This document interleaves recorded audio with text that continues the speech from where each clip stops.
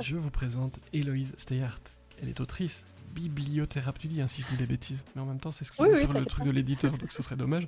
Ça devrait être bon. Bibliothérapeute, podcasteuse, animatrice d'ateliers et de retraites d'écriture, enseignante de français pendant 10 ans en Belgique, au Mexique et en Louisiane. Héloïse fait le grand saut en 2018 et crée son propre métier. Nourrie de sa passion pour la littérature, elle fonde ainsi le Slow Reading Club, puis le mot qui délivre. Vous voyez ça à l'écran, hein, le mot qui délivre. Je pense qu'on va creuser ce que c'est dans pas très longtemps. Et puis l'objectif, c'est la création de bulles littéraires au service du mieux-être. On a beaucoup de questions pour toi, et ça, c'est la partie que je laisse à Jen. Bon amusement, moi je continue à regarder ce que vous mettez dans le chat. Et puis toi Merci aussi, Frédéric pour la présentation avec déjà. grand plaisir. Alors, ma belle Héloïse, écoute, je viens de terminer ton livre il y a 10 minutes. Waouh, Voilà, je viens de quel lire timing. la fin, exactement, voilà, je tenais absolument à le finir. Génial. Et donc voilà, la femme seule, enfin, Fred a mis le petit, la couverture, mais bon, moi j'aime bien toujours montrer mon bouquin. La femme seule qui n'est pas si seule que ça. Et avais-tu vraiment un but non, je voulais d'abord parler au niveau du sujet. Est-ce que, j'imagine que pour toi, c'était important de parler de ce sujet qui est quand même assez tabou voilà, dans notre société. Donc, dis-nous en plus un petit peu voilà, sur ce roman et sur ce sujet ou pas. Enfin, voilà. Dis-nous. D'accord. Merci Jen, je suis contente de te voir. La femme seule, c'est quelque chose qui a pointé dans mon esprit avec vraiment cette dimension avant même d'écrire qui était euh, un peu trois lignes de conduite qui étaient à quel moment une femme se sent-elle seule. Alors seule où elle l'a pas choisi, quoi. Il y a des situations où on se trouve un peu, voilà, on se sent isolé ou abandonné, voilà. Ou alors parfois on se sent seul mais entouré de plein de gens. C'est encore un autre état d'être. Et parfois, et là ça devient intéressant, à quel moment une femme choisit d'être seule, de reprendre ce moment de solitude pour elle. Et à partir de là, ça a été vraiment les trois piliers du roman, qui est une autofiction, donc c'est basé sur des choses que j'ai vécues aussi.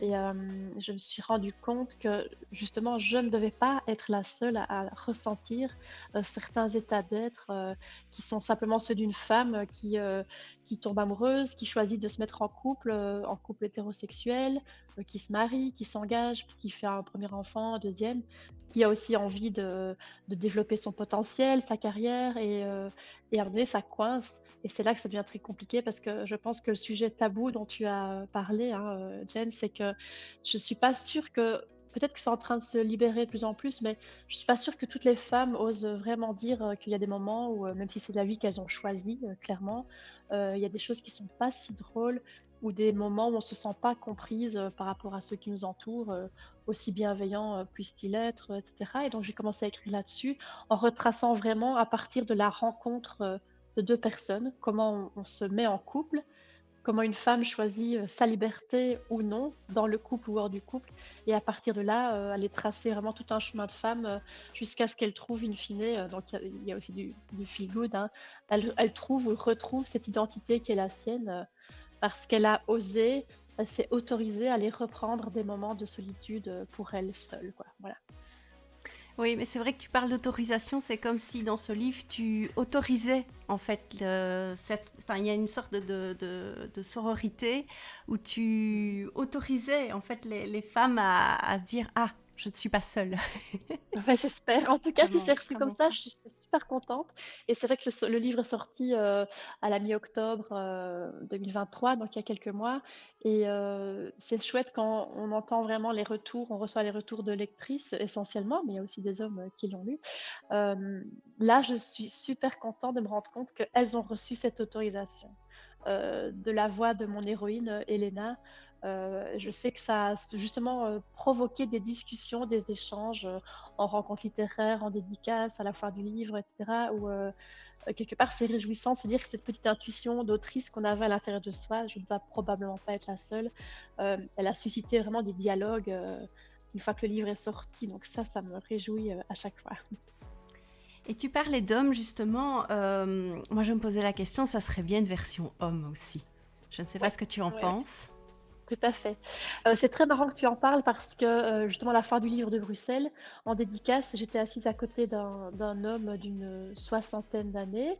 C'était un auteur qui justement avait écrit des choses avec une grande sensibilité et qui parlait déjà de choses, peut-être moins abordées de ce qu'est la masculinité, voilà. Et au même moment, je fais connaissance avec lui, il y a un homme, encore plus âgé, peut-être 70 ans, qui vient à ma rencontre pour une dédicace et qui me dit: «En fait, je me retrouve dans le descriptif de la quatrième de couverture, sauf que je suis un homme». Et il me dit: «Ça aurait pu s'appeler l'homme seul». Et on a eu une discussion super intéressante et je me suis dit: «Bah, moi, j'ai mon point de vue d'autrice en tant que femme, donc spontanément, je l'ai intitulé La femme seule». Mais je trouve que ce serait vachement intéressant, qu'un auteur, idéalement, mais ça pourrait aussi être une autrice qui met un personnage en scène, mais je pense qu'un auteur d'un point de vue d'homme qui raconterait aussi ces moments de faille, ces moments de questionnement de son identité d'un homme, ça pourrait être tout aussi intéressant. Puis on les ferait se rencontrer, dialoguer entre eux. Ça pourrait être encore plus intéressant. Exactement, c'est vrai. Et alors, tu as, je pense, beaucoup voyagé. Je crois que tu as passé un peu de temps aux États-Unis. Qu'est-ce que ça t'a apporté? Est-ce que ça t'a apporté dans ton écriture? Voilà, qu'est-ce que ça a changé pour toi dans ta vie, ce voyage? Ah, ça c'est un beau dossier. En fait, j'ai vécu un an en Louisiane, aux États-Unis. Donc, à hauteur d'une vie, un an, ça peut être court.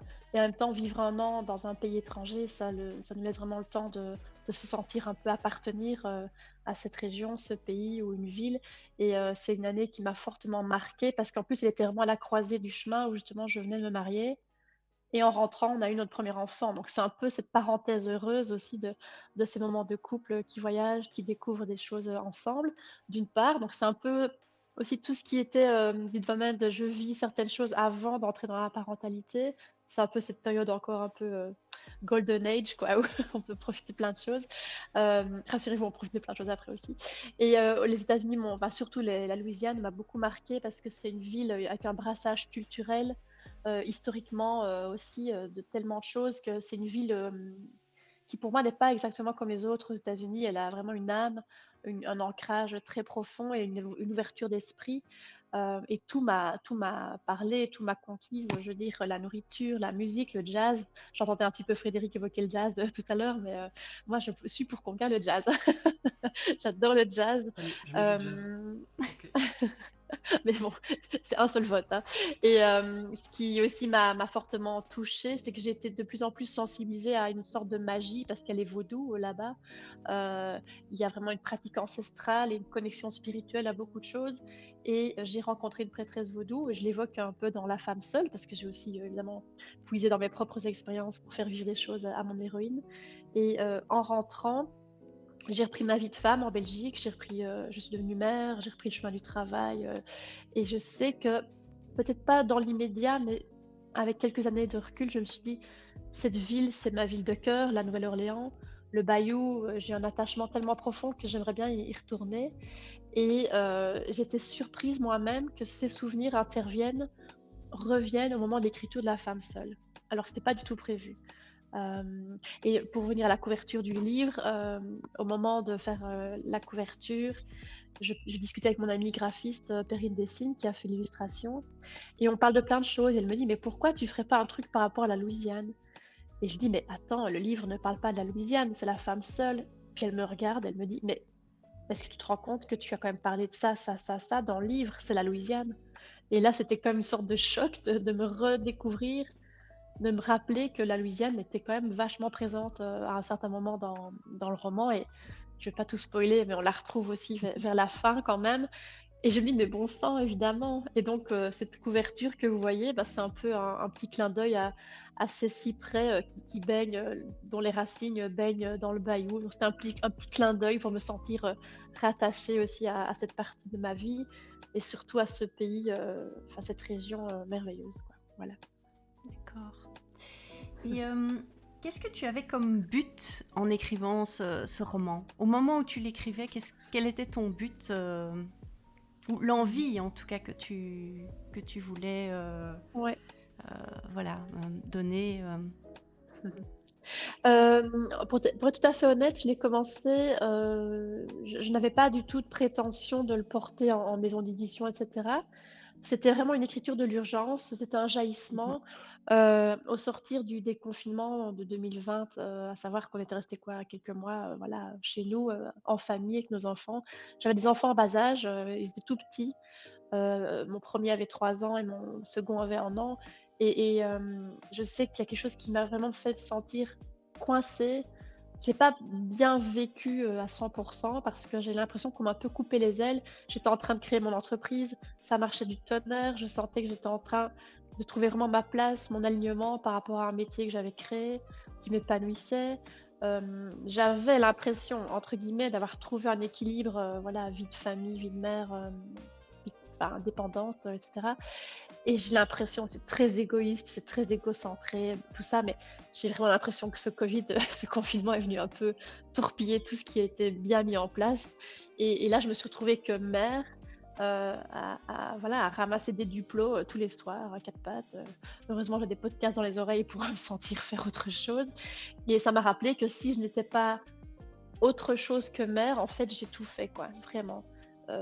Il y a eu un déséquilibre, ce qui fait que quand je l'ai retrouvée à nouveau, ben là, je respirais bien parce que j'étais une meilleure mère, plus disponible, probablement une meilleure épouse aussi parce que les frustrations, la colère, il y a une forme de colère qui a monté et je me suis dit: «Bah, alors là, il faut que tu écrives» parce que ton canal intuitif, il y en a qui peignent, il y en a qui dansent, il y en a qui pourraient même créer des sites internet, qui feraient du code, j'en sais rien. Mais moi, mon canal intuitif, c'est l'écriture et c'est toujours avec cette volonté inconsciente ou consciente de transmettre, partager quelque chose. Et donc j'ai pas hésité en septembre 2020, bah, l'histoire c'est que j'ai dit à mon conjoint, «Je pars une semaine, moi je vais être seule quoi». C'est vraiment comme ça que ça s'est passé et cette semaine où je pars seule, en fait, est devenue une semaine où je suis partie avec une amie qui est écrivaine aussi et on est partis écrire toutes les 2 pendant 6 ou 7 jours. Mais j'avais vraiment besoin de faire une coupure nette, de me retrouver, me ressourcer et ça passait par me reconnecter à cet ADN, qui est que j'écris. Ce que j'avais plus fait depuis plusieurs mois, voire plusieurs années donc c'est comme ça que ça a démarré et puis je me suis dit en l'écrivant, un passage, puis un deuxième, en fait, ce truc, c'est tellement énorme que ça ne doit pas m'arriver qu'à moi. Hem, c'est pas possible que, en fait, quand on écrit, on a aussi une sorte de compréhension des choses, on les relit différemment et là, je me suis rendu compte que c'est pas que de mon propre chef que je suis dans cette situation. Il y a une systémique collective, il y a des choses mises en place dans la société pour que les jeunes mères de notre époque se sentent vraiment isolées, se sentent coupées les unes des autres, dans leur maison, dans leur appartement, à découvrir ce que c'est un premier enfant, à essayer de s'en sortir du mieux qu'elles peuvent, dans ce silence, quoi. Et ça, c'est tabou, hein. Ça, c'est de plus en plus quand même abordé, mais c'est tabou encore pour beaucoup de personnes. Et là, je me suis dit, bah alors, on va le finir et on va lui donner sa chance en maison d'édition. On verra bien ce qui se passe. On pourrait même considérer que c'est un petit peu comme une thérapie. Oui, Tu oui, pourrais oui, il te y avait considérer comme vraiment, ouais. thérapeute d'ailleurs. Bah oui, tu sais bien, en plus, Si je on fais en ça vient sur le actuellement. sujet. Jen qui fait super bien son taf. Ouais, je sais, merci. Oui, oui, bravo, belle transition.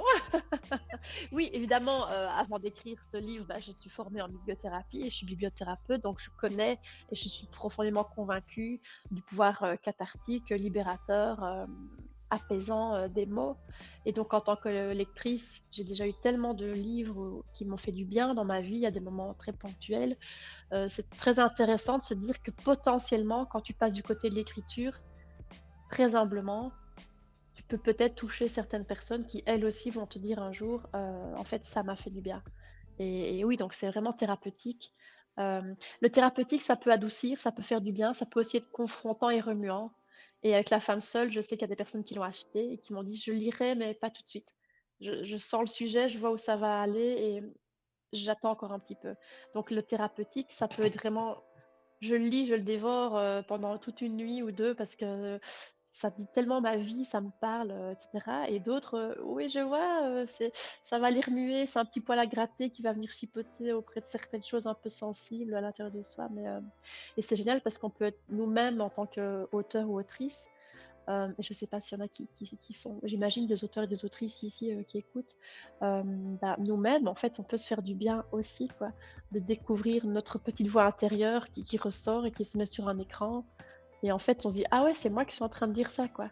Donc je suis en train de me le lire à moi-même aussi. Enfin, il y a une petite voix aussi d'auto-guérison qui est très cool. Ça peut être addictif et c'est meilleur pour la santé, à mon avis, que certains médicaments. Ça, c'est sûr.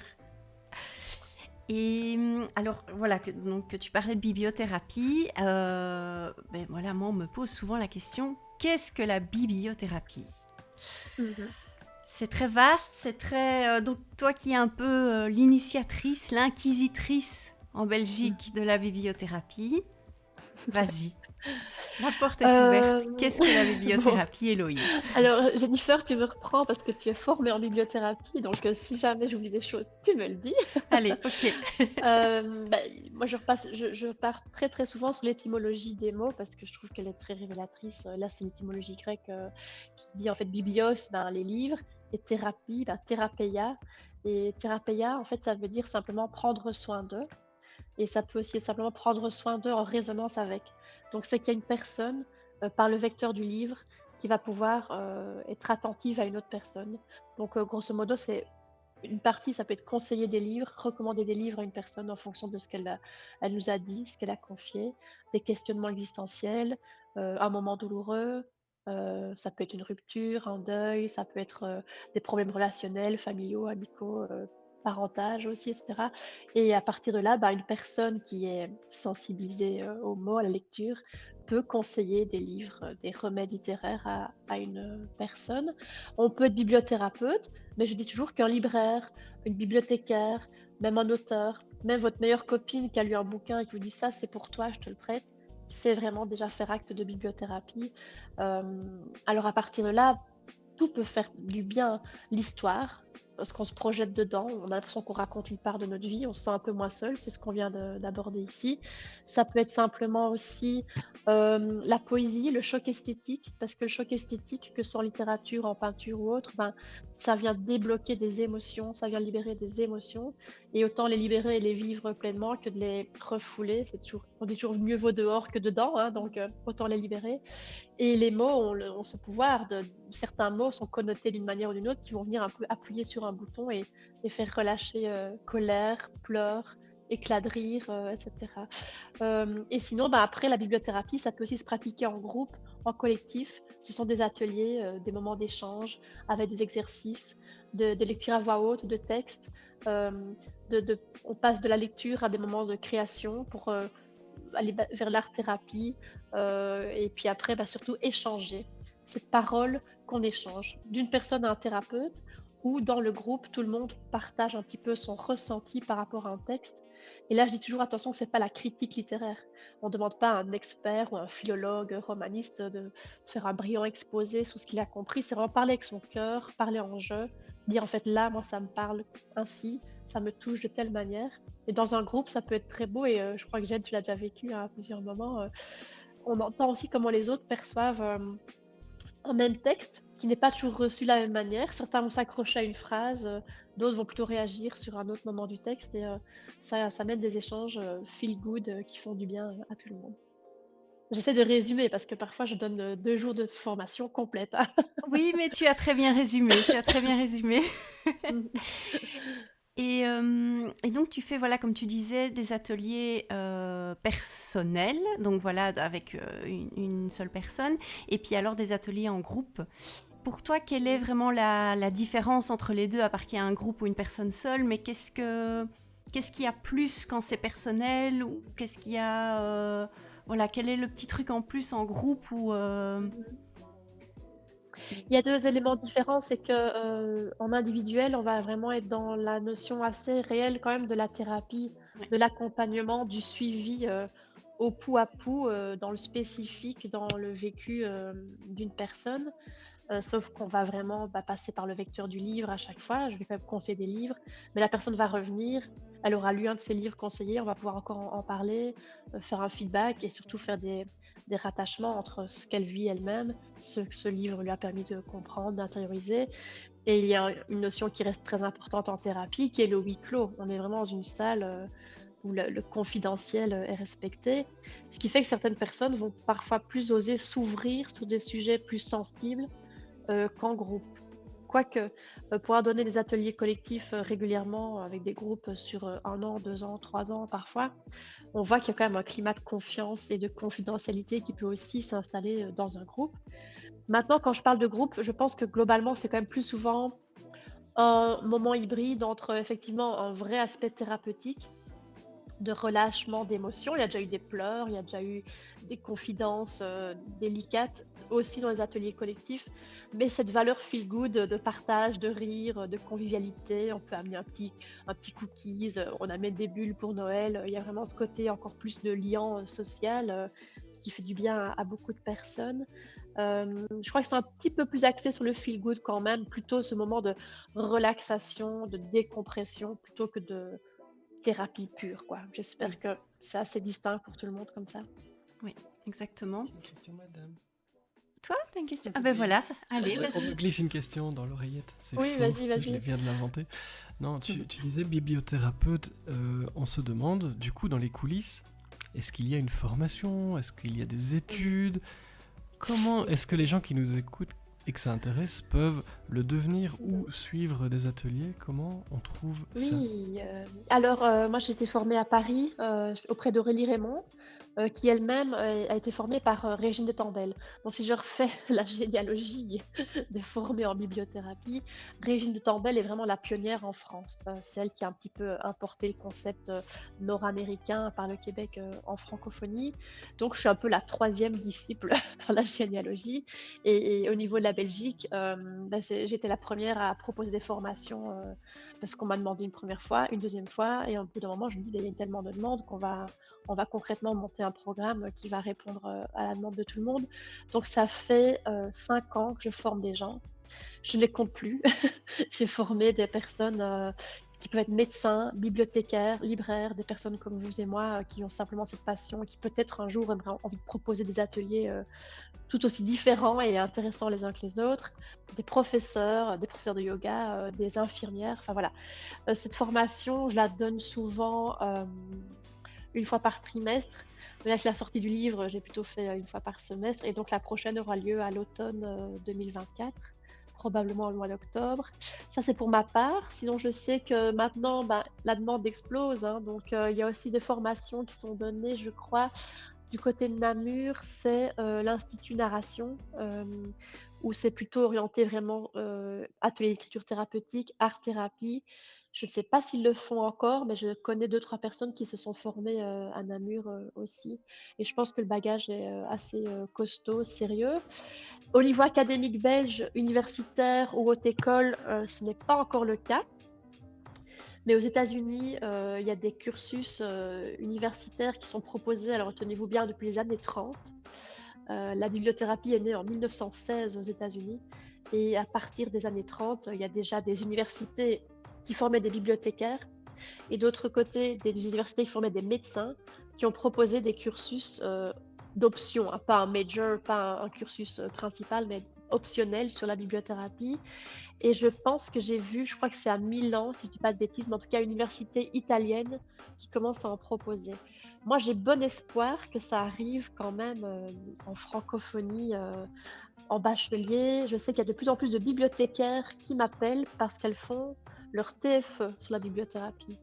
Et je trouve que ce serait très intéressant que les membres du monde académique, par le biais de ces étudiants et ces étudiantes qui s'intéressent à ce côté un peu avant-gardiste, hein, un peu pionnier, je me dis peut-être s'ils se rendent compte que de plus en plus d'élèves, d'étudiants proposent ce sujet, ça va peut-être venir par la base et ça va peut-être remonter au-dessus parce que souvent ce qui vient comme questionnement dans mes formations, c'est le sentiment de légitimité. Comment envoyer au public à l'Agora que, en fait, ce que je le fais sérieusement, avec une déontologie, avec une éthique, que j'ai été bien formée, parce que la plupart des gens qui se lancent là-dedans, et j'étais la première à me poser ces questions-là en 2018, c'est comment rassurer les gens qu'on fait un truc bien, sérieux. Et ce que je dis souvent, c'est que évidemment, des diplômes, des certificats, ben, ça rassure, on est content de se dire et d'envoyer aux autres qu'on les a. À côté de ça, je pense qu'on peut pratiquer des choses avec justesse. La preuve, c'est si les gens reviennent, si les gens s'interrogent, posent des questions, c'est que l'intérêt est déjà là, donc on peut déjà se lancer sans souci. Maintenant, si le monde académique reconnaît ça, ce sera un signal fort parce qu'au niveau du Québec, c'est reconnu depuis très longtemps aussi. En Angleterre aussi, je me dis, bah, ce sera un signal fort pour que certains membres du monde littéraire soient un peu moins réticents par rapport à cette nouvelle pratique. Soit les gens adhèrent tout de suite, il n'y a même pas besoin de convaincre ou d'en discuter, c'est le waouh, comment ce mot, comment cette pratique, je ne l'ai pas découverte avant plutôt. Et de l'autre côté, il y a les timides et les réticents qui posent plein de questions parce qu'ils sont un peu soupçonneux. Ils se demandent si c'est pas un peu nébuleux, ce truc de bibliothérapie là. Voilà. Mais d'ailleurs, chez Cocon de Soie, premier atelier de bibliothérapie le lundi 2 septembre. Voilà, Ah, j'inaugure. chouette. Voilà. Bravo. Mais et alors, oui, tu seras aussi des nôtres alors au mois de novembre à l'Institut, je pense. Oui, je me réjouis vraiment. Voilà. J'adore ton concept, hein, je te l'ai déjà dit plein de fois, mais Exactement. allier ce moment de soin de soi plus la littérature, c'est Oui. fantastique, quoi, vraiment. Exactement, au Jardin des Livres. Et alors, si dans le chat vous avez des questions, voilà, n'hésitez pas. Ou si toi, Fred, tu as une autre question qui... J'ai plein de questions. Ah Chouette. Mais alors j'ai entendu dire que dans la bibliothérapie, on pouvait, ou art-thérapie, je sais pas dans quelle partie, on pouvait prendre des livres et potentiellement les découper, les malmener. Moi je sais que là dans le chat, il y a des gens, ils sont nerveux quand on corne une page. Sache-le. Oui, ouh là là, on a déjà eu des débats en atelier collectif sur qui est corne, Est-ce qui que c'est souligne, vrai Est-ce que c'est vrai qu'on peut découper, déchirer, malmener des... Ouh là là, je vois que ça réagit. Est-ce qu'on peut malmener des livres? Et est-ce qu'on pourrait le faire avec le tien, là, celui qu'on voit? Non, ce serait horrible. Alors, il y a deux choses. On va partir de la première et puis je répondrai à la deuxième. En fait, oui, ce qu'il y a, c'est qu'on peut travailler la bibliothérapie sous couvert du texte et de ce qu'il véhicule, mais on peut aussi proposer plein d'activités autour du livre-objet. Et c'est vrai que je ne le fais pas souvent, mais on l'a fait quelques fois et c'est vrai que c'est très confrontant pour les personnes qui sont là à l'atelier. J'amène des livres, mais souvent c'est des anciens livres, un peu ces vieux livres qui traînent dans les boîtes à livres que plus personne ne veut. Là, on a un peu pitié d'eux, là, ils traînent tout seuls. Et donc, je choisis quand même des livres qui ont déjà eu une belle vie, on va dire, et qui sont en fin de vie. Et là, je propose qu'on puisse arracher des pages pour entendre ce plaisir du bruit, du déchirement. C'est un peu ASMR, hein, parce qu'on peut aussi beaucoup faire des recroisements entre la bibliothérapie, lecture à voix haute et la voix haute et l'ASMR. Ces bruits, ces froissements, ces déchirements ou des chuchotements, etc. On peut le faire hein, en bibliothérapie. Il y a aussi cette idée qu'il y a un acte souvent qui est symbolique en bibliothérapie ou un acte psycholudique ou psychomagique qui est parfois de désacraliser les choses ou de dire en fait je tourne une page dans ma vie et ben alors on va arracher une page en disant ben voilà ben, ça c'est fini, on peut la déchirer, la brûler, enfin mettez pas le feu chez vous non plus ou dans les ateliers et en fait déchirer ça peut vraiment être quelque chose. Je sais pas si Jen était là quand on l'avait fait une fois mais j'avais aussi demandé qu'on surligne au marqueur noir certaines pages de livres détesté, pour en fait si tu te souviens. J'avais détesté. Et en fait, ce qui est génial, c'est qu'on peut faire ressortir juste certains mots comme ça d'une page et de créer nous-mêmes un nouveau poème sur cette page. Et si vous êtes sur Instagram, vous pouvez aller voir le compte Haïku Marinière. Haïku Marinière, à chaque fois, tous les jours, tous les 2 jours, fait ce genre de petits poèmes en faisant uniquement ressortir certains mots. Mais c'est très confrontant, et Jen le confirme, de déchirer, de malmener le texte et le papier. Mais en fait, l'idée, c'est de faire réagir. Parce que j'ai peut-être pas dit ça au début dans la bibliothérapie. En principe de base, c'est faire réagir la personne. C'est la sortir de l'apathie. Parce que l'apathie, si on va plus loin dans le spectre, c'est la dépression, quoi.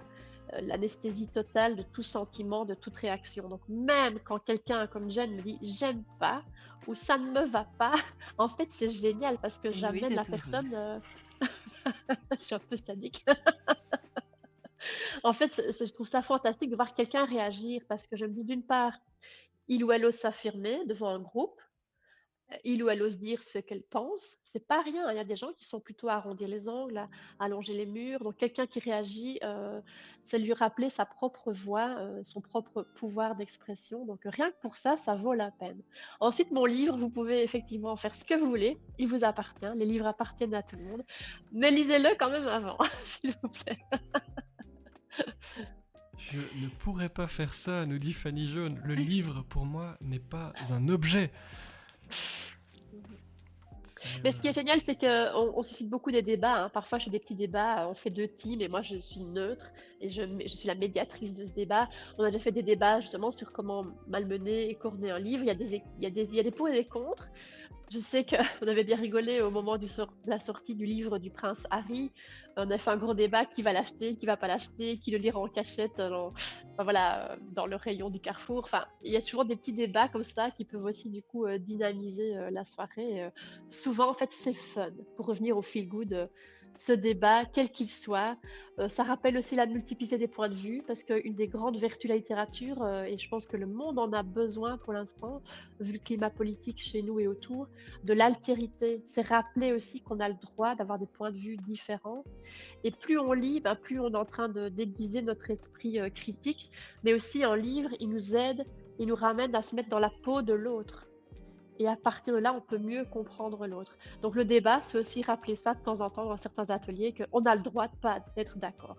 Et aux États-Unis, pour revenir à mon expérience, on dit we agree to disagree. On peut arriver à ça à la fin, se taper une main, manger un petit cookies et en fait tout va bien, même si on n'est pas d'accord, si on écorne un livre ou pas. Et peux-tu nous raconter une anecdote un peu cocasse sur ton parcours dans le monde trépitant des livres, avec les lecteurs ou les éditeurs, ou alors voilà, dans le monde de la bibliothérapie, voilà. Oh, il y en a plein. Je... je sais, ça c'est très drôle, elle est vraiment au niveau familial. Donc en 2018, je décide au mois de juin d'arrêter l'enseignement et je sais que je n'y retournerai pas.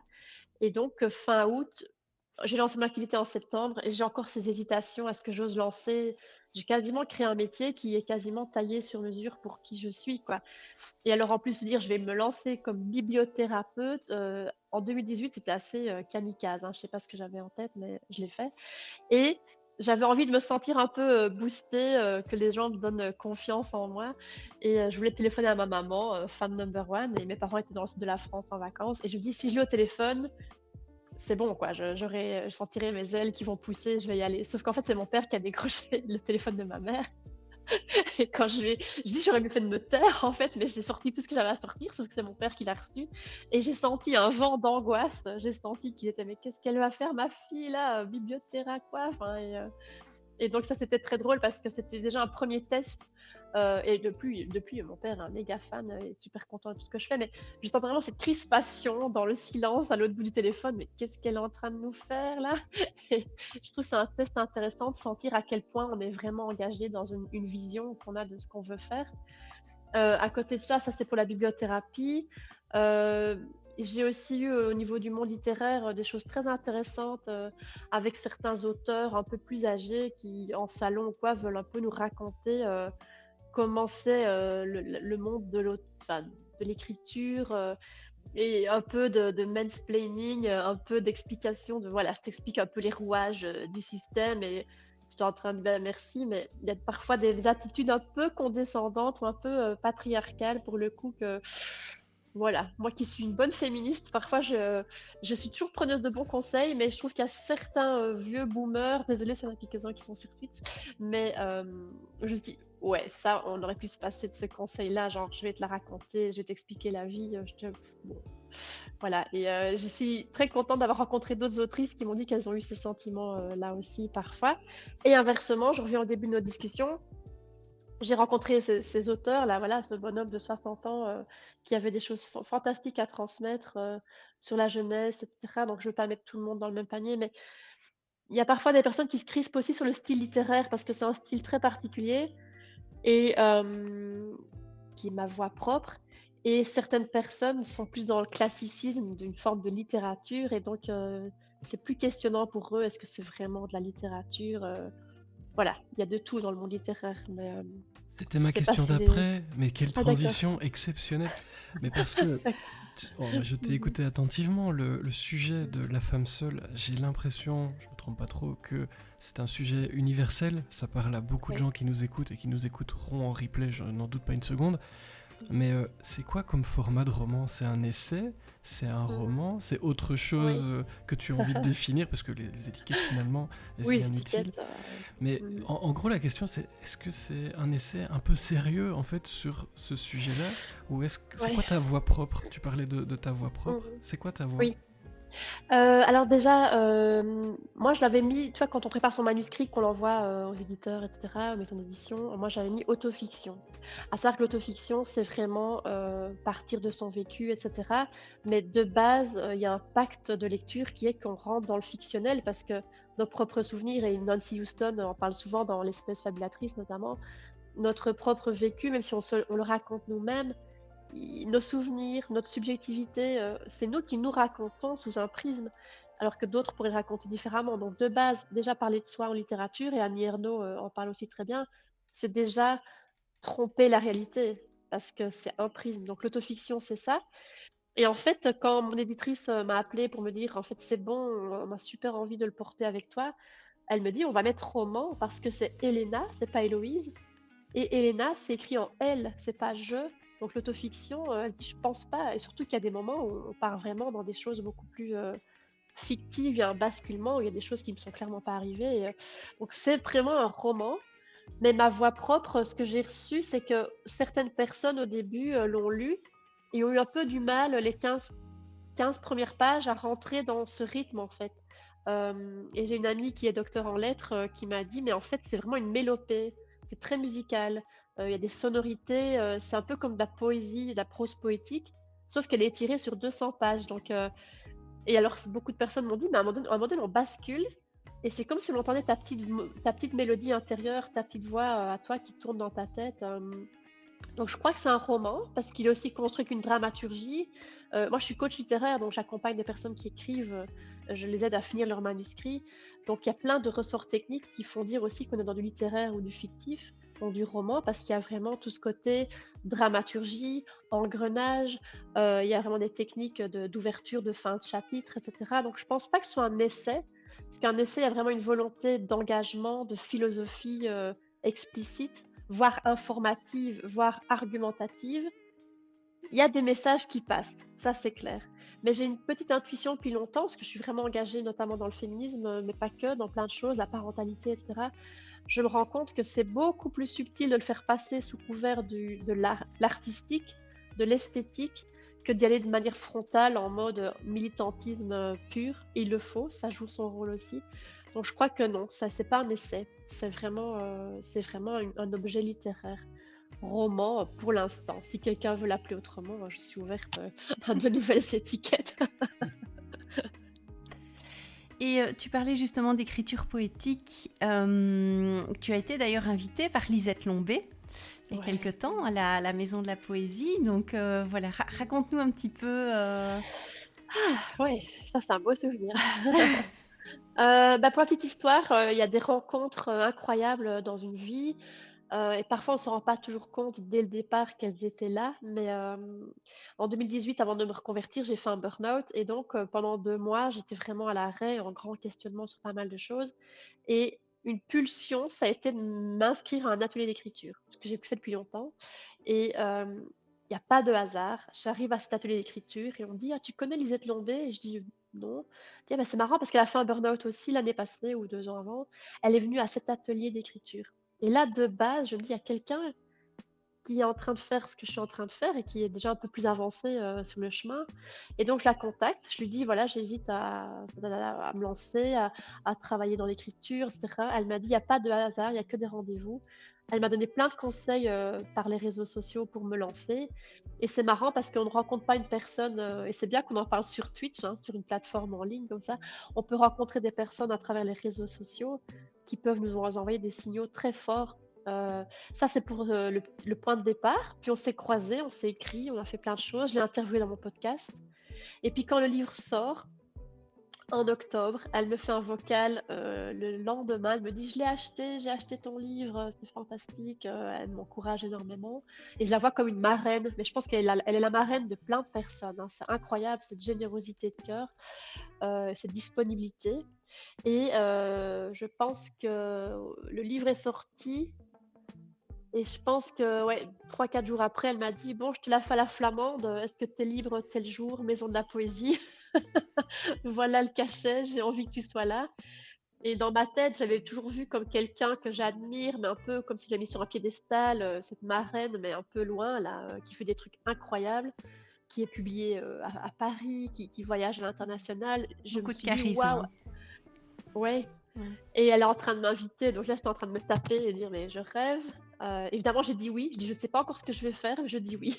C'est du genre, on dit oui, on verra après, quoi. Donc j'ai dit oui et puis, ben, tu étais là, on a pu, déclamer ou lire des textes et j'ai lu un extrait de La femme seule.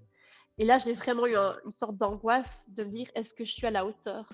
Et on a toujours ce moment-là et qu'importe les niveaux qu'on franchit, je pense qu'on a toujours des moments où on se dit: «Est-ce que je suis à la hauteur?» Et vu que je suis coach littéraire, je me suis auto-coachée. Je me suis dit: «Écoute, s'il est venu te chercher, on lui a pas mis un fusil sur la tempe, c'est qu'elle avait vraiment envie, donc on va le faire». Et c'est chouette parce qu'elle est poétesse nationale maintenant en 2024-2025. C'était quand même un signal fort aussi parce que je suis primo-romancière. Je suis simplement humblement en train de commencer ce chemin d'autrice. Je suis qu'au début et je trouve qu'il y a des moments où on reçoit des signaux forts qui nous disent: «Tu es vraiment sur le bon chemin, tu es vraiment en train de faire ce qu'il faut». D'avoir des validations, comme ça de quelqu'un, en plus qui pour moi est vraiment importante, c'était, un signal fort. Stressant aussi, je me sentais beaucoup mieux une fois que c'était fait. Et par la suite, bah, elle m'a invitée à collaborer au collectif, Elle Slam, On ne s'excuse de rien, le volume 2 qui est sorti chez Maelstrom, ici au mois de mai. Et rebelote, bah, j'ai pu partager un de mes textes poétiques pour le coup cette fois-là, parmi d'autres, autrices et poétesses. Et donc on s'est revus au mois de mai pour faire un super apéro littéraire à Liège. Et donc c'est quand même 2 signaux, sur moins d'1 an, qui sont là pour encourager. Et c'est quelque chose que j'aimerais reproduire et j'espère que je le fais avec toutes les plumes que je coach, c'est que, et c'est aussi une phrase de Lisette Lombé, «Ta lumière ne me fait pas ombre». Il y a des marraines qui sont un peu plus avancées sur le chemin ou des parrains, ou des pères, des mères spirituels dans l'écriture. Ils sont en train de se hisser à des niveaux incroyables et pourtant, ils sont encore en train d'ouvrir et de faire la place aux autres. Et je trouve que c'est fantastique. Moi, j'aimerais vraiment continuer d'avancer avec cette énergie-là. Il y a de la place pour tout le monde. Or, on sait aussi que le monde éditorial et le monde du livre est concurrentiel. On le voit à chaque rentrée littéraire, on voit les titres qui sont voilà, vite balayés d'une table chez un libraire, c'est concurrentiel. Mais de voir qu'entre auteurs ou autrices, on peut quand même se prendre la main et hisser quelqu'un au-dessus avec nous, c'est incroyable. Et dès que je peux parler d'une autrice que je coach à quelqu'un, je ne me prive jamais de le faire non plus. Peut-être que c'est aussi ça que Lisette est en train de transmettre indirectement. C'est quoi le slow reading? Parce que tu parles beaucoup, on voit que tu as vécu un an en Louisiane, hein, voilà. Oui. Oui, oui, oui, mais ça, c'est pour revenir aux États-Unis, c'est une expérience incroyable parce que, la relation au livre, la relation à la langue, la relation, bah, même au livre-objet, on vient de l'aborder, est très différente.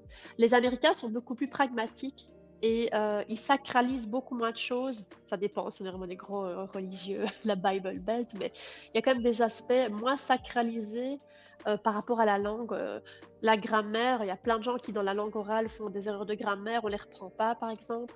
Et le slow reading, bah, c'est vraiment cette idée que on peut se poser et on peut lire en silence parce que c'est utile.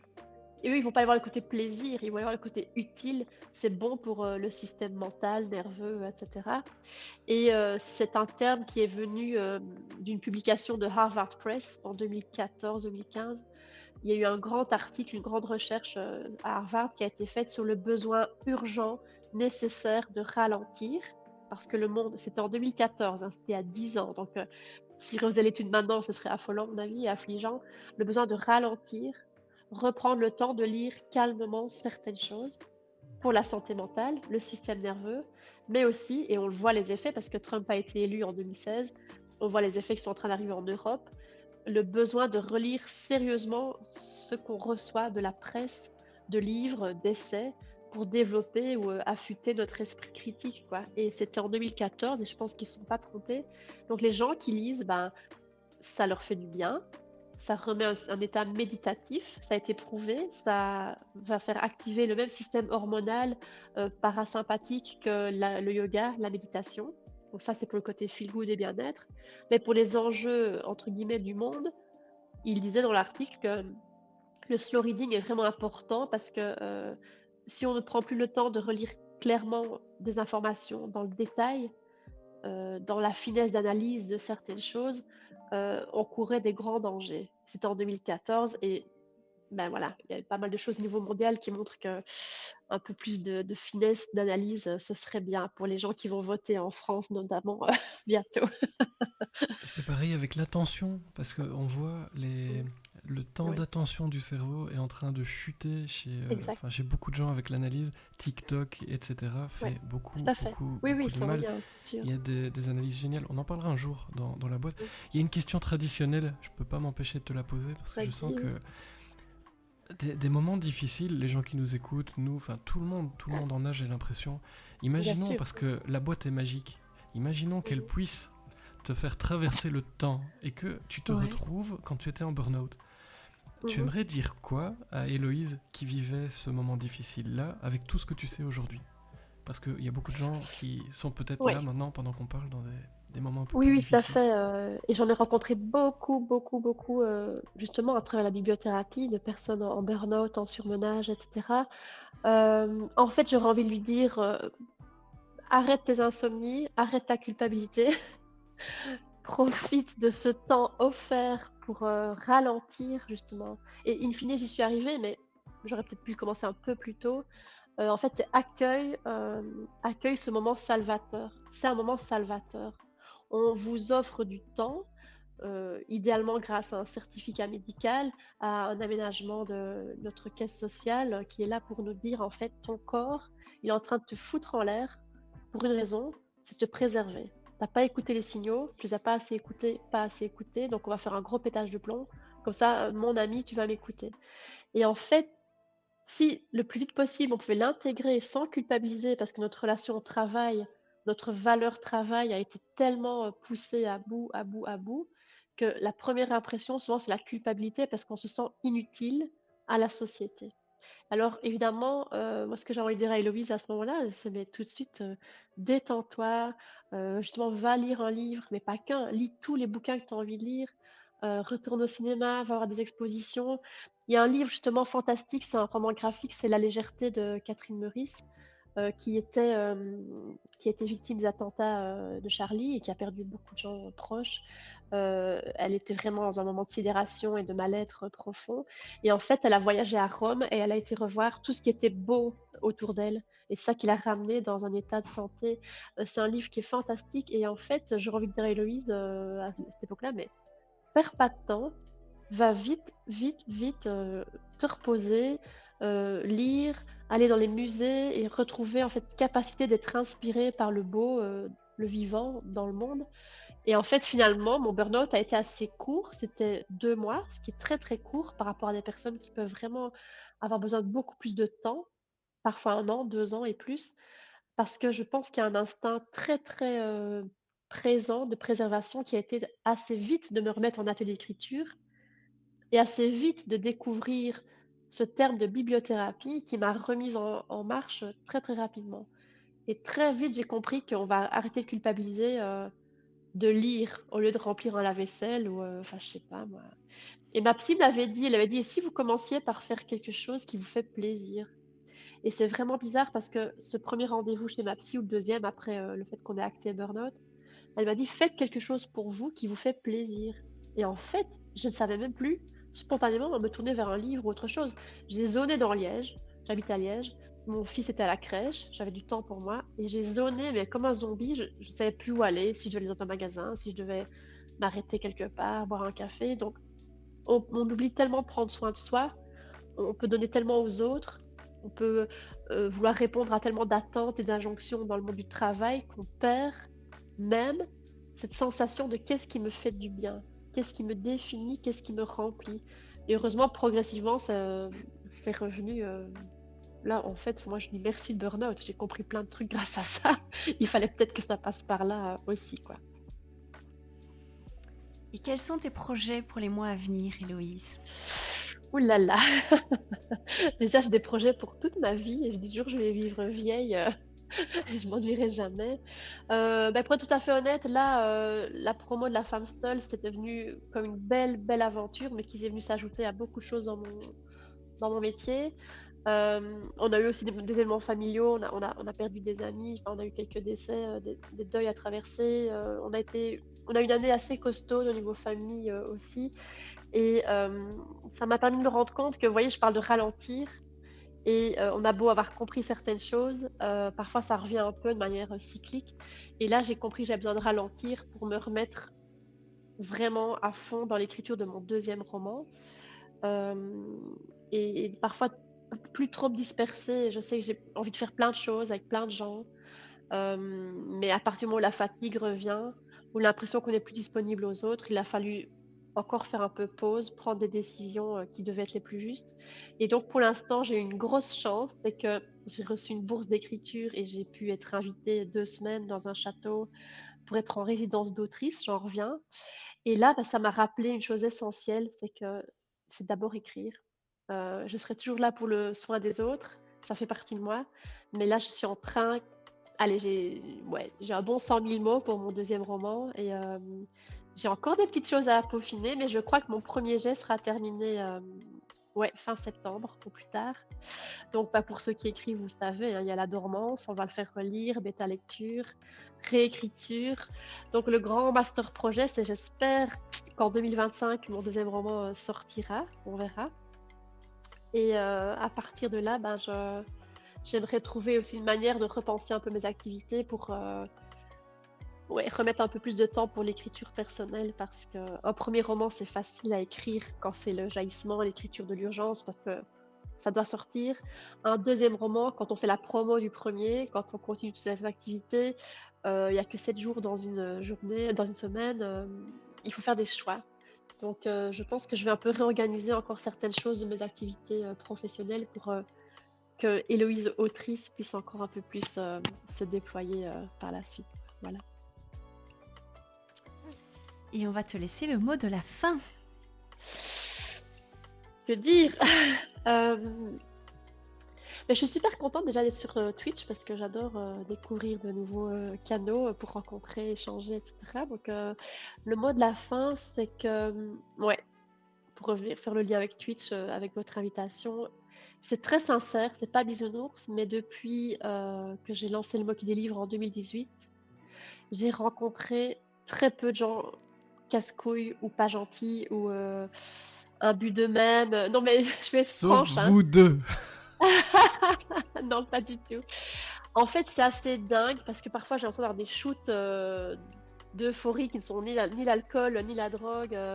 Il y a eu énormément de moments de joie pure, de bliss, comme on dit, blissful, enfin d'état de transcendance, de réjouissance grâce aux mots, grâce à l'écriture, grâce à la bibliothérapie, grâce à tous ces gens qui ont pu être la communauté du Moque des livres en vrai, en réseaux sociaux. Et franchement, j'ai rarement eu des gens pas cool, quoi. Dès que je rencontre quelqu'un, on parle, ça match vite. Je pense que cette communauté des gens qui aiment la lecture et cette communauté de gens qui aiment l'écriture rassemble tellement de valeurs fondamentales qu'on ne peut pas ne pas s'entendre. Je suis un peu bisounours, mais je l'ai vraiment vécu comme ça. C'est vraiment rare, quoi. À part les deux, trois boomers qui ont voulu me raconter la vie, là. On peut avoir des noms on- ou on peut pas Non, avoir des jamais, noms? jamais. Ah, bah oui. Mais si vous voulez des anecdotes sur ouais, des choses pas très cool et un peu sexistes dans le monde du livre, il y en a aussi, je pourrais raconter Tu ça en off. m'étonnes. Mais là, c'est chouette de voir en binôme, hyper complémentaire, ça fait vraiment plaisir. Donc le mot de la fin, c'est que déjà être dans sa passion, oser la vivre et oser développer des projets qui connectent les gens autour de ça, c'est fantastique, que ce soit vous, que ce soit moi, que ce soit les personnes. Et à nouveau, très humblement, je pense que le monde en a besoin. Il y a des choses qui nous échappent, on n'a pas le pouvoir sur tout, mais rassembler des gens autour du feu, se raconter des belles histoires ensemble, c'est millénaire. Et ça a toujours fait du bien à tout le monde. Donc, on va pas s'arrêter en si bon chemin, quoi. Voilà.